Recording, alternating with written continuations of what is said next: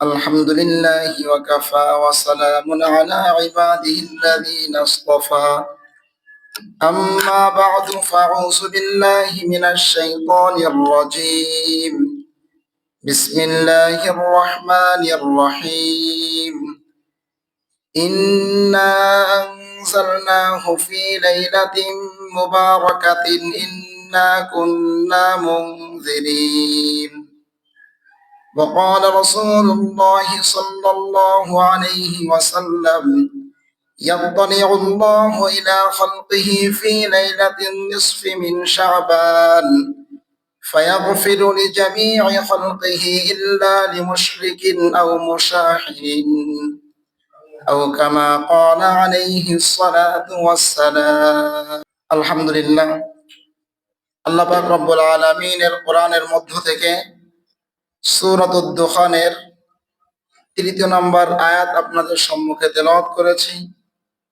আল্লাহ রাসূল সাল্লাল্লাহু আলাইহি ওয়াসাল্লামের হাদিস আপনাদের সম্মুখে তেলাওয়াত করেছি। আল্লাহ পাক রব্বুল আলামিন সূরাতুদ দুখানের ৩য় নম্বর আয়াতের মধ্যে একটি বিশেষ রাতের কথা বলেছেন। কিসের কথা বলেছেন? রাতের কথা।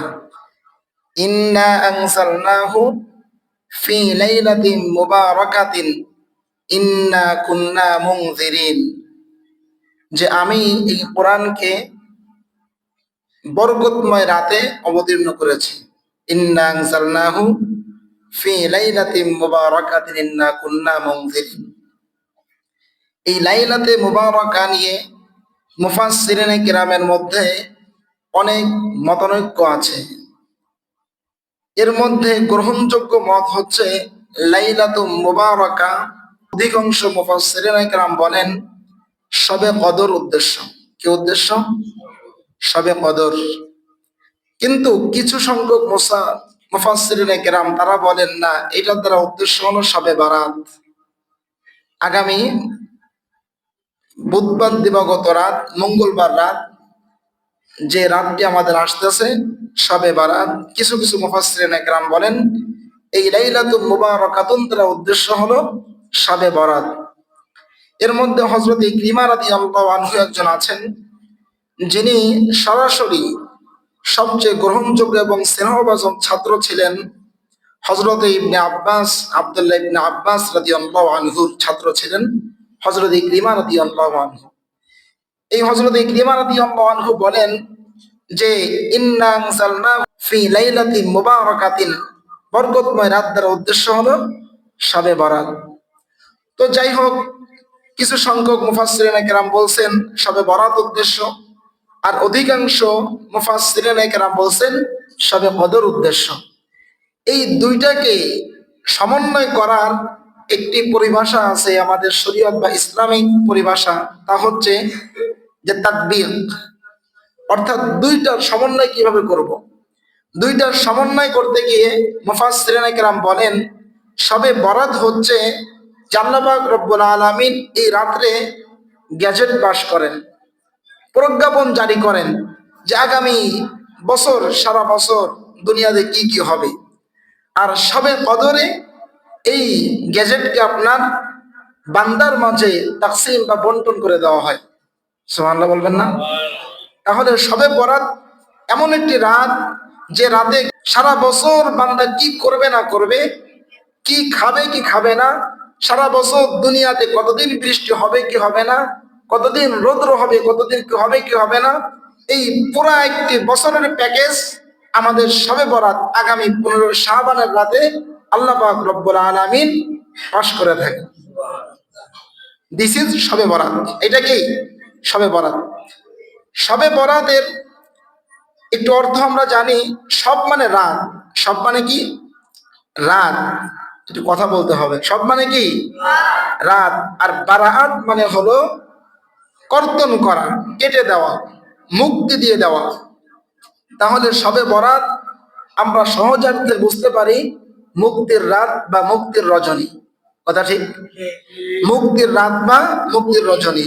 এই 15 শাবানকে আল্লাহ রাসূল সাল্লাল্লাহু আলাইহি ওয়াসাল্লামের হাদিস থেকে অনেক অর্থ জানা যায়। বরকতময় রাত, মাগফিরাতের রাত, চেকের রাত, লাইলাতুল শিক, আপনি ব্যাংকে যদি আপনার 2 লাখ 3 লাখ 5 লাখ 10 লাখ 1 কোটি টাকা থাকে, আপনি যদি ব্যাংকের থেকে টাকা উঠাতে চান বা কাউকে চেক লিখে দিতে চান, কাউকে টাকা দিতে চান ব্যাংকের মধ্য দিয়ে, তাহলে আপনি কি করবেন? একটি চেকের মধ্য দিয়ে আপনি কি তাকে 1 লাখ টাকার একটি কাগজ ধরিয়ে দিবেন যে ভাই এই আমার চেক তোমাকে দিলাম, তুমি আমার থেকে তোমার ঋণ তুমি পরিশোধ করে নাও। তাহলে কি করি, তার থেকে আমি মুক্তি পাওয়ার জন্য আমি একটি কাগজে আমার সিগনেচার করার মধ্য দিয়ে আমি ঋণ মুক্তি লাভ করি। কথা ঠিক? তো আল্লাহ পাক রব্বুল আলামিন এই রাতে, এই রাতকে বলা হচ্ছে লাইলাতুল শিখ। শিখ হলো চেক, আরবিতে বলা হয় শিখ। শিখ মানে কি? চেক। মুহাম্মদ আরবি সাল্লাল্লাহু আলাইহি ওয়াসাল্লাম একটি হাদিসের মধ্যে ইরশাদ করেন, ইয়াত্তালিউল্লাহু ইলা খালকিহি ফি লাইলাতিন নিসফি মিন শাবান ফায়াগফিরু লিজামি'i খালকিহি ইল্লা লিমুশরিকিন আও মুশাহিনিন। আল্লাহ রাসূল সাল্লাল্লাহু আলাইহি ওয়াসাল্লাম হাদিসের মধ্যে স্পষ্ট ভাষায় ঘোষণা করতেছেন, আমার আল্লাহ পাক রব্বুল আলামিন শাবান মাসের 15 তারিখে, কত তারিখে?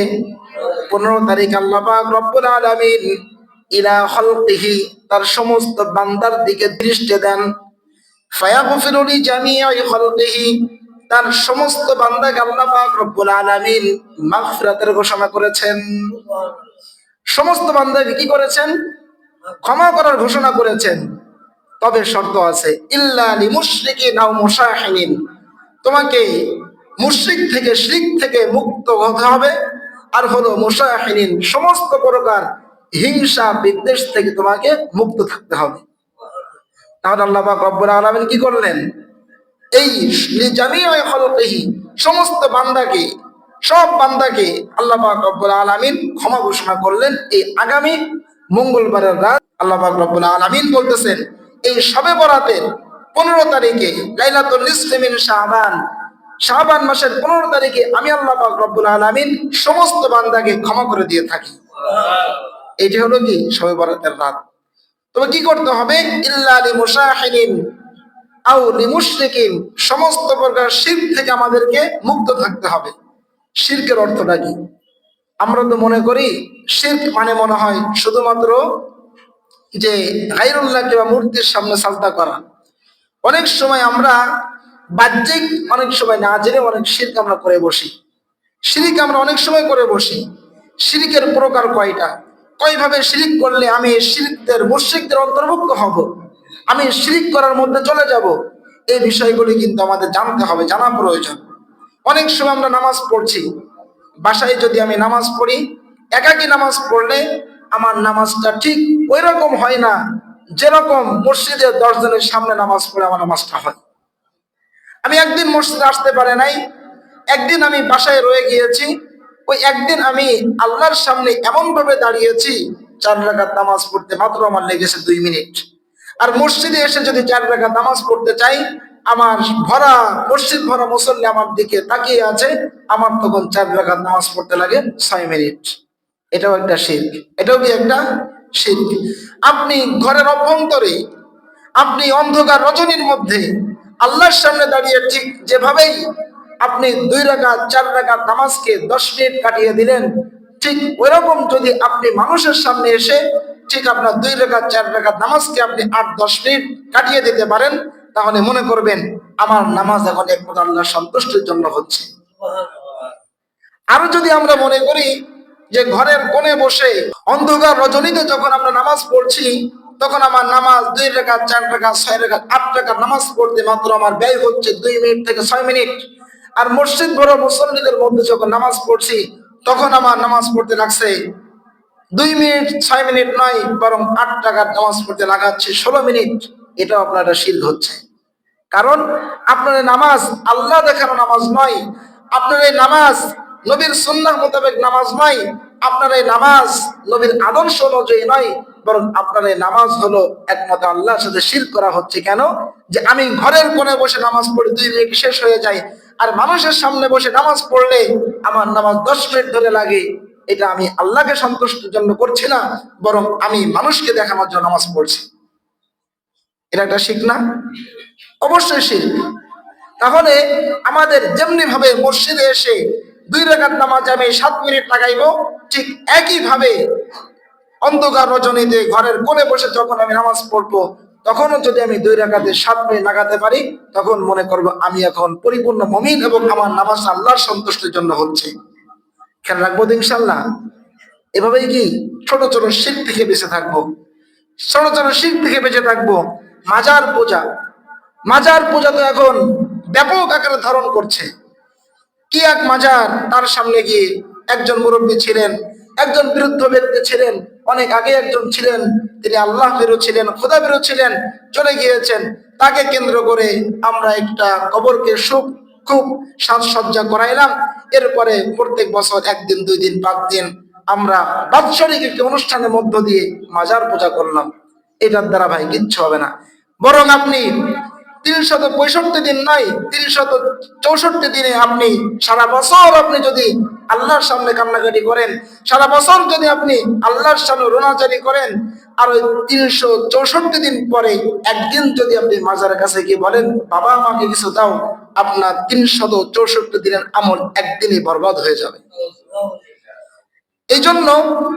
এজন্য আমরা যেমনি ভাবে হারামকে আমরা স্বীকার করছি, বিরত থাকছি, যেমনি ভাবে সুদ থেকে বিরত থাকছি, যেমনি ভাবে ঘুষ থেকে বিরত থাকছি, যেমনি ভাবে আমরা অসত্য কথাকে ঘৃণা করছি, একই ভাবে মাজার পূজাকে, মাজারে সাজদা দেওয়াকে, মাজারে সম্মান করাকে, মাজারের কাছে চাওয়াকে ঠিক একই ভাবে ঘৃণা করতে হবে, হারাম মনে করতে হবে।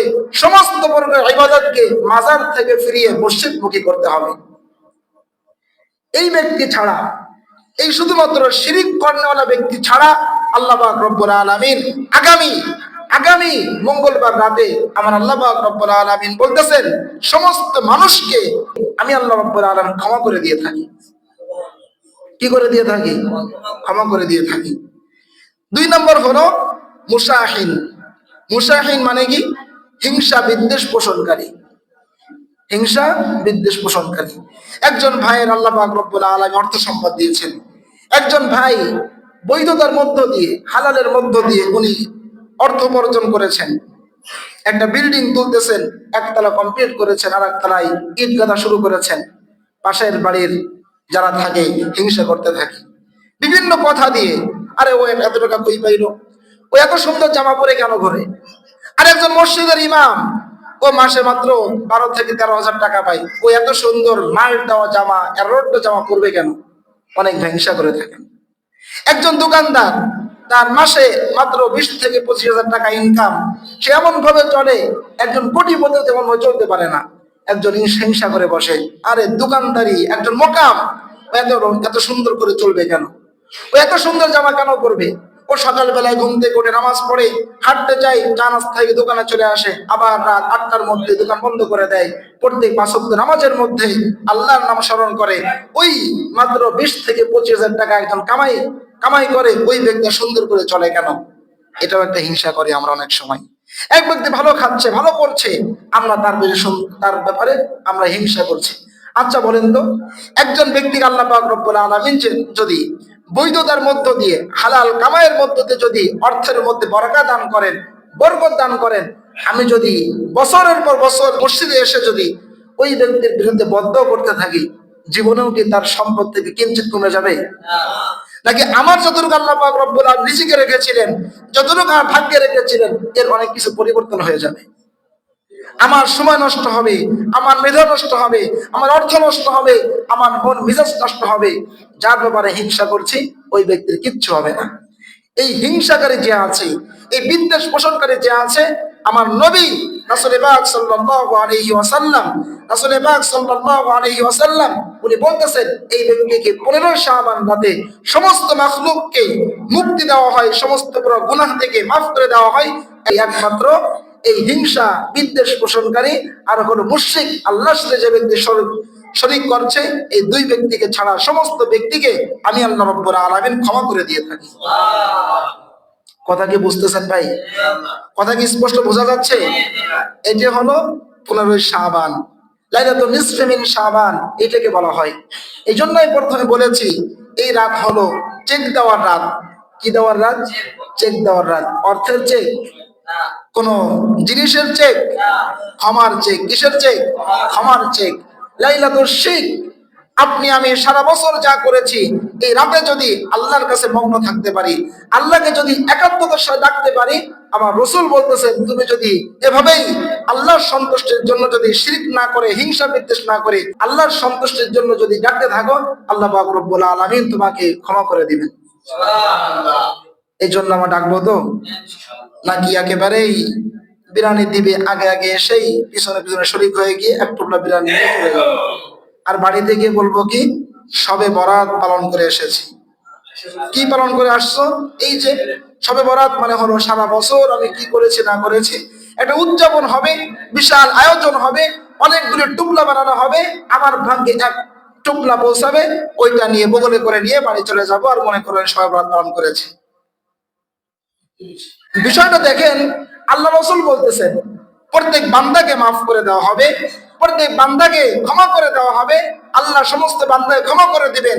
আর আমরা করতেছি কি, কোনো 2 রাকাত 4 রাকাত 6 রাকাত 8 রাকাত নামাজ নাই, কালাম নাই, জিকির নাই, তাসবিহ নাই, শুধুমাত্র আসছি আর বছরের একদিন উদযাপনের জন্য এক প্যাকেট এক টুকরা বিরিয়ানি বা খিচুড়ি বা মিষ্টি বগলে করে বাড়িতে নিয়ে চলে যাচ্ছে, আর মনে করি শবে বরাত পালন করছে। এইটার নাম ভাই শবে বরাত না, এটার নাম কি নয়? শবে বরাত নয়। মঙ্গলবার রাত, মঙ্গলবার রাতে শবে বরাতের রাত, ইংরেজি তারিখ অনুযায়ী, আর আরবি তারিখ অনুযায়ী বুধবার দিবাগত রাত। তো যাই হোক ভাই, বলছিলাম আল্লাহ রাসূল সাল্লাল্লাহু আলাইহি ওয়াসাল্লাম এই শাবান মাসের 15 তারিখে সমস্ত বান্দাকে ক্ষমার ঘোষণা দিয়েছেন। মুহতারাম হাজিরিন, আল্লাহ রাসূল সাল্লাল্লাহু আলাইহি ওয়াসাল্লাম সুনান ইবনে মাজাহ 4210 নম্বর হাদিসের মধ্যে হিংসা বিদ্বেষকারীদের একটি দৃষ্টান্ত পেশ করেছেন। عن انس بن مالك رضي الله عنه عن النبي صلى الله عليه وسلم قال الحسد يأكل الحسنات كما تأكل النار। আমার নবী মুহাম্মদ আরবি সাল্লাল্লাহু আলাইহি ওয়াসাল্লাম হিংসা যারা করে থাকি, বিদ্বেষ যারা পোষণ করে থাকি, হিংসা বিদ্বেষ যারা করে থাকি, এই ধরনের ব্যক্তিদের ব্যাপারে, এই কোয়ালিটি পূর্ণ ব্যক্তিদের ব্যাপারে একটি দৃষ্টান্ত স্থাপন করেছেন। আল হাসাদু ইয়াকুলুল হাসানাতি, হিংসা হলো এমন জিনিস যা কি করে মানুষের সমস্ত নেক আমলকে খেয়ে ফেলে, মানুষের সমস্ত নেক আমলকে খেয়ে ফেলে।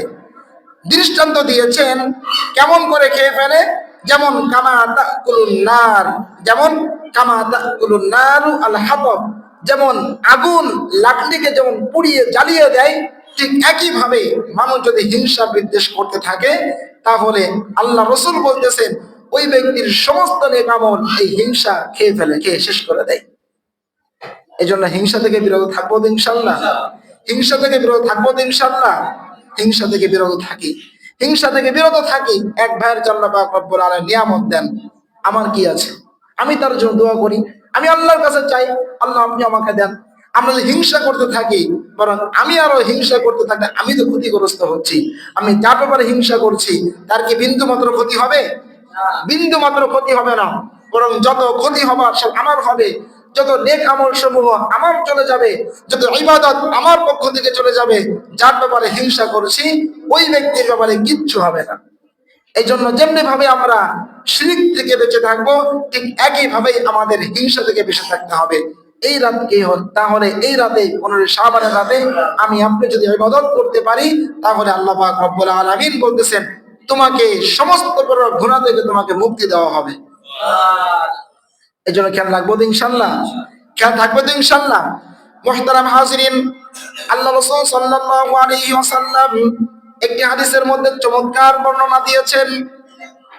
عن علي رضي الله عنه عن النبي صلى الله عليه وسلم قال إذا كانت ليلة النصف من شعبان فقوموا ليلها وصوموا يومها فإن الله ينزل فيها لغروب الشمس إلى سماء الدنيا।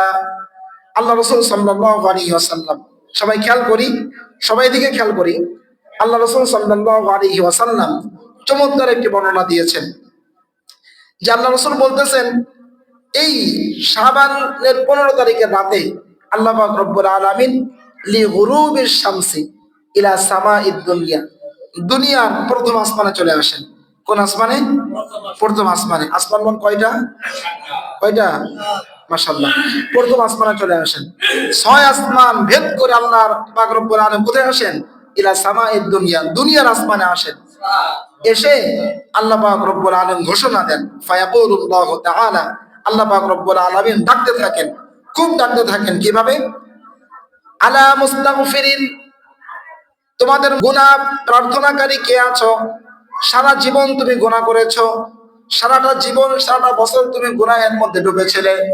তোমাদের মধ্যে এমন কে আছে গুনাহ থেকে বিরত থাকতে চায়, আমার কাছে পানাহ থাকতে চাই, ক্ষমা চাইতে চাও? আলা মুস্তাগফিরিন, আসো আসো আসো, আমি তোমাদেরকে কি ফাআগফির লাহু, আমি গুনাহগুলি ক্ষমা করে দিব। মুহতারাম হাজিরিন, আমি বলছিলাম আল্লাহ রাসূল সাল্লাল্লাহু আলাইহি ওয়াসাল্লামের একটি হাদিসের দৃষ্টান্ত দিয়ে কথা বলছিলাম যে আল্লাহ রাসূল সাল্লাল্লাহু আলাইহি ওয়াসাল্লাম বলতেছেন যে শাবান মাসের 15 তারিখে আল্লাহ পাক রব্বুল আলামিন কোন আসমানে আসেন? প্রথম আসমানে। প্রথম আসমানে এসে আল্লাহ পাক রব্বুল আলামিন ঘোষণা করেন, কি করেন? ঘোষণা করেন, আলা মুস্তাগফিরিন, হে গুনাহ প্রার্থনাকারীরা কি আছো? সারা বছর অপরাধ করেছো, যৌবনটাকে গুনাহের মধ্যে কাটিয়ে দিয়েছো, সারা জীবন অপরাধ করেছো, কোনোদিন রোজা রাখতে পারো নাই, নামাজ পড়তে পারো নাই, কোনোদিন 2 রাকাত নামাজ পড়তে পারো নাই। আসো, আলা মুস্তাগফিরিন, কে আছো ক্ষমা প্রার্থনাকারী, কে আছো গুনাহ থেকে পানাহ চাচ্ছ, আসো এই রাতে, ফাআগফির লাহু, আমি তাকে ক্ষমা করে দিব। কত সুন্দর কথা! শাবান মাসের 15 তারিখের রাতে আল্লাহ পাক রব্বুল আলামিন ইলা সামাইদ দুনিয়া, দুনিয়ার প্রথম আসমানে এসে বলতেছেন, আলা মুস্তাগফিরিন, কে আছো সারা জীবন গুনাহ করেছো, গুনাহ থেকে মাফ পেতে চাচ্ছ, তুমি আমার কাছে ক্ষমা প্রার্থনা করো, আমি আল্লাহ রব্বুল আলামিন ফাগফির লাহু, আমি তাকে ক্ষমা করে দিব। মুহতারাম হাজিরিন, আল্লাহ রাসূল সাল্লাল্লাহু আলাইহি ওয়াসাল্লাম হাদিসের পরবর্তী অংশে বলেন, আলা মুস্তারসিদিন, সারা বছর তোমার অভাব অনটনের মধ্য দিয়ে কেটেছে, তুমি সারা বছর ভালো খেতে পারো নাই, তোমার অর্থের মধ্যে ত্রুটি ছিল, অল্প ছিল, স্বল্প ছিল, তোমার রিজিকের মধ্যে অভাব ছিল। আমার আল্লাহ পাক রব্বুল আলামিন শবে বরাতের রাতে, শাবান মাসের 15 তারিখের রাতে আল্লাহ পাক রব্বুল আলামিন ঘোষণা করতে থাকেন, আলা মুস্তারসিদিন, এ রিজিক, হে রিজিক অন্বেষণকারী, হে রিজিক অন্বেষণকারী, তুমি আসো, ফাআরযুকাহু, আমি তোমাকে রিজিক দান করব, আমি তোমাকে রিজিক দান করব। আলা মুবতাল্লান, তুমি সারা বছর বিপদের মধ্যে পড়েছিলে, সারা বছর অসুস্থ ছিলে, সারা বছরটা তোমার অন্ধকারের মধ্যে কেটেছে, তুমি আসো, ফাউআফিয়াহু, আমি তোমাকে সুস্থ করে দিব, আমি তোমাকে মাফ করে দিব, আমি তোমাকে রিজিক দিব, আমি তোমাকে সুস্থ করে দিব। আল্লাহ পাক রব্বুল আলামিন কি করেন? এই 15 শাবান শবে বরাতের রাতে আল্লাহ পাক রব্বুল আলামিন ঘোষণা করতে থাকেন, আলা কাযা আলা কাযা, কোন পর্যন্ত ঘোষণা করতে থাকেন? সূর্য যখন অস্তমিত হয়ে যায়, মাগরিবের সময় আল্লাহ পাক রব্বুল আলামিন প্রথম রাতে আসেন, 1-2 ঘন্টা, 3 ঘন্টা, 4 ঘন্টা, 5 ঘন্টা থাকেন না। অর্ধ রাতে আল্লাহ পাক রব্বুল আলামিন আবার তার আসলে চলে যান না। আমার নবী সাল্লাল্লাহু আলাইহি ওয়াসাল্লাম বলতেছেন, শাবানের 15 তারিখের রাতে একেবারেই সূর্য অস্তমিত হওয়ার সঙ্গে সঙ্গে আমার আল্লাহ পাক রব্বুল আলামিন প্রথম আসমানে আসেন। আর যারা ক্ষমা চাইতে থাকে, আর যারা রিজিক চাইতে থাকে, আর যারা অসুস্থতার মধ্যে পড়ে আল্লাহর কাছে শিফা চাইতে থাকে, আমি আল্লাহ পাক রব্বুল আলামিন হাত্তা তাতলু আশ-শামসু, সকাল সূর্য উদিত হওয়ার আগ পর্যন্ত তাদেরকে আমি ক্ষমা করতে থাকি। সকাল হওয়া পর্যন্ত আল্লাহ পাক রব্বুল আলামিন আমাদের প্রত্যেককে রাতের মধ্যে যে যা চাইবে, আল্লাহ রাসূল বলতেছেন, আল্লাহ পাক রব্বুল আলামিন তোমার ওই আবেদন, তোমার ওই আরজি আল্লাহ পাক রব্বুল আলামিন কবুল করে থাকেন। এইজন্য শবে বরাতের মধ্যে, শবে বরাতের রাতে মসজিদে এসে সম্মিলিতভাবে আপনি কতটুকু আমল করেছেন এটা গ্রহণযোগ্য নয়, বরং আপনার বাসায় হোক, দোকানে হোক, যেখানে হোক না কেন, যে স্থানে হোক না কেন, আপনি 2 রাকাত, 4 রাকাত, 6 রাকাত নামাজ পড়েন। আপনার কি সমস্যা আছে? সারা বছরের মধ্যে আপনি কি অভাব অনটনের মধ্যে ছিলেন, অসুস্থতার মধ্যে ছিলেন, গুনাহের মধ্যে ডুবেছিলেন, আমার নবী বলতেছে এই শবে বরাতের রাতে আল্লাহর কাছে তুমি পানাহ চাইতে থাকো, আল্লাহর কাছে তুমি রিজিক চাইতে থাকো, আল্লাহর কাছে তুমি অসুস্থতা থেকে শিফা চাইতে থাকো, আল্লাহ পাক রব্বুল আলামিন তোমার গুনাহ মাফ করে দিবেন, তোমার অসুস্থতা দূর করে দিবেন, তোমার রিজিকের অভাব অনটন দূর করে দিবেন ইনশাআল্লাহ। এই জন্য এই রাতকে আমরা গুরুত্ব দিব তো ইনশাআল্লাহ। আল্লাহ পাক রব্বুল আলামিন যেন আমাদেরকে শবে বরাতের ফজিলত জেনেছি এই অনুযায়ী আমল করার তৌফিক দান করেন। ওয়া মা আলাইনা ইল্লাল বালাগ। আসসালামু আলাইকুম ওয়া রাহমাতুল্লাহ।